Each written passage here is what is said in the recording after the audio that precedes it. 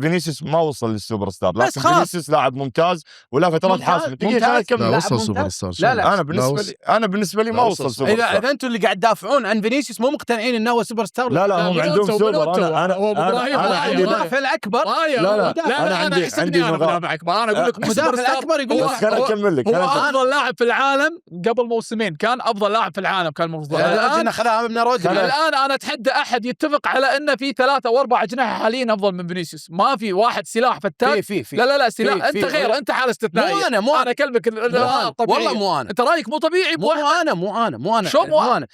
ما في افضل من فينيسيوس. لا في يامال مو افضل. لا انا اقول لك مو افضل. شرقي مو افضل. انا اقول لك تتفق ان في لاعبين هذول افضل من فينيسيوس. يعني اللاعبين اللي قلتهم الحين لو روح حق محمد وابراهيم راح يختلفون. ابو عمر، اللاعب على السمعه ولا على الاداء؟ لا مو على السمعه. شوف سمعته مخطوطه. انا شبيبي. انت تكلمني عن فينيسيوس عن سمعته. لا مو عن سمعته. اداء بالملعب اي ملعب. اللاعب من أسوأ لأسوأ. لاعب ما يدري وين، متى يعدي، متى يطوف، متى يشوت. يا جماعة والله العظيم أنا أكثر لاعب شفته بالعالم طول ما تابعت كرة القدم محير فينيسيوس. لاعب تحس إنه ما تطور 1%. مختل.